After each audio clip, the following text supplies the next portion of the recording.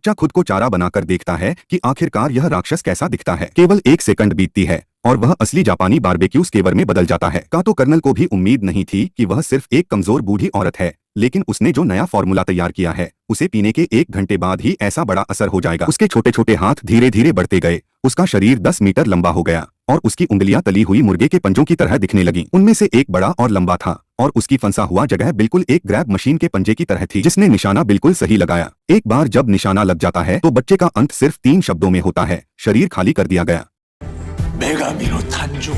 पूरी तरह से पोषण मिलने के बाद राक्षस ने आखिरकार अपनी असली रूपरेखा दिखाई। अपने सैनिकों को बेहद अजीब तरीके से मरते देख कर्नल ने हमला करने से मना कर दिया। कोई हमला नहीं, उन्होंने 3 बार कहा। वे राक्षस की फिर से विकास प्रक्रिया का इंतजार कर रहे थे। यह दर्शाता है कि उनका प्रयोग आखिरकार सफल हो गया था। कर्नल ने सैनिकों को पूरी तरह से सुसज्जित किया और राक्षस पर उच्च सांद्रता वाली नाइट्रोजन स्प्रे किया और वह जल्दी से नींद में चला गया। कर्नल ने सबको याद दिलाया कि भले ही राक्षस सो रहा था, खुद को सुरक्षित रखने के लिए वह सोते समय बड़ी मात्रा में कार्बन एश बीजाणु छोड़ता है। एक बार संपर्क में आने पर इसके परिणाम विनाशकारी हो सकते हैं। सारी तैयारी पूरी होने के बाद वे राक्षस को एक विशेष लोहे के पिंजरे में डालकर शिफ्ट करना शुरू करते हैं। हर कोई बेहद सावधान था ताकि राक्षस के सुंदर सपनों में खलल न पड़े। जब लोहे का पिंजरा धीरे धीरे गलियारे से गुजरा तो चालाक जापानी पहले से ही सुरक्षा उपाय कर चुके थे, लेकिन बेपरवाह कोरियाई परीक्षण नमूनों की स्थिति भयानक थी। राक्षस द्वारा छोड़े गए बीजाणु हवा में बर्फ की तरह फैल गए, धीरे धीरे हर किसी में प्रवेश कर गए। यह पता नहीं था कि इस तरह की गतिविधि उन्हें किस तरह का खतरा पहुंचाएगी। बच्चा संक्रमित हो गया और जहां भी वह छूता, कुछ ही समय में संक्रमण से मरने वाले नमूनों से पूरा ट्रक भर गया। इस समय जापानी सेना को यह नहीं पता था कि यू और उसके लोग पहले ही चुपके से अंदर घुस चुके हैं और उनकी भयानक गतिविधियों को पूरी तरह से देख रहे हैं। बाद में जापानी सेना ने पूरे अस्पताल को पूरी तरह से सील कर दिया और बाहर घोषणा कर दी कि वहां कोई भयानक संक्रामक बीमारी है और कोई भी अंदर बाहर नहीं जा सकता। उसी समय अस्पताल की एक नर्स अचानक प्रकट होती है जो बाहर खड़े लोगों को संदेश देने आई थी। उसने कहा कि उसकी जान खतरे में है। यह नर्स असल में देशभक्त समूह की सदस्य थी। उसके अनुसार अस्पताल वास्तव में सिर्फ जापानी सेना की आड़ थी। असली उद्देश्य था गुप्त भूमिगत प्रयोग करना, लेकिन किसी को पता नहीं था कि उस रात अचानक 100 से अधिक लोग कैसे मर गए। यह सुनकर बाहर खड़े लोग और इंतजार नहीं कर सकते थे। उन्हें अंदर जाकर साई यू को किसी भी हाल में बचाना था। उन्हें यह नहीं पता था कि वहां जाना मतलब खुद को नर्क में धकेलने जैसा है और वहां से बाहर निकलना लगभग असंभव है।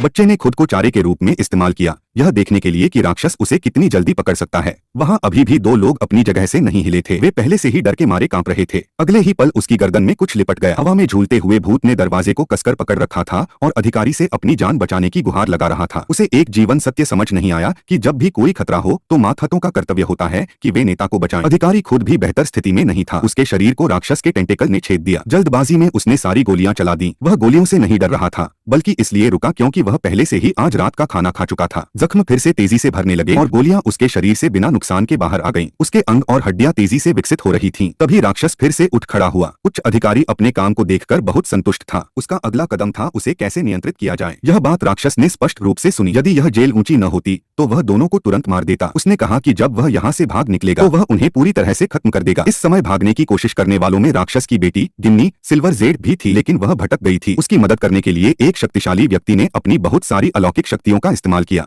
लेकिन उन्हें यह पता नहीं था कि परसों उसकी पत्नी ने कहा कि वह जिस महिला को ढूंढ रही थी वह अस्पताल में छिपी हुई है। उसने पूछा कि क्या यह खूबसूरत महिला कुछ साजिश कर रही थी। इसी समय सिल्वर जेड भी मुसीबतें खड़ी कर रही थी। वह एक चश्मा पहने हुए भूत के साथ फंसी हुई थी, जिससे उसके पिता भी चौंक गए थे। उसे बाद में पता चला कि वह कोरियाई सैनिक था जिसे जापानी सेना ने जबरन भर्ती कर लिया था। उसने बताया कि एक रात जेल में अचानक एक रहस्यमयी वायरस फैल गया, जिससे 100 से अधिक लोग मारे गए। जब वह लाशें उठा रही थी उसने उस महिला को देखा जिसे यूया कहा जा रहा था, लेकिन उसकी मदद करने की कोई स्थिति में नहीं थी। वह चुपचाप वहां खड़ी थी। थोड़ी ही दूरी पर एक पिंजरे में कुछ बेबस बच्चे बंद थे जो जल्द ही प्रयोग के नमूने बनने वाले थे। जेड को उन पर दया आई और उसने एक एक करके उन्हें वेंटिलेशन पाइप से बाहर निकाल दिया।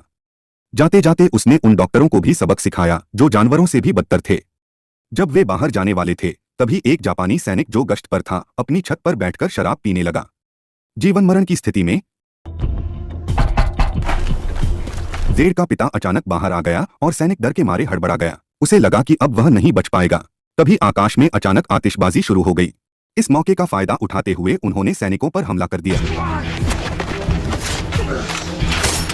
पिता पुत्री के दिल एक साथ धड़क रहे थे। उनकी टीम वाकई में बहुत शक्तिशाली थी। कुछ ही मिनटों में सभी सैनिक जमीन पर गिर पड़े। तभी जेड ने पीछे से एक व्यक्ति को आते हुए नहीं देखा। अचानक एक गोली चली और वह गिर गई। इस आतिशबाजी की योजना उस शक्तिशाली व्यक्ति ने पहले से बनाई थी।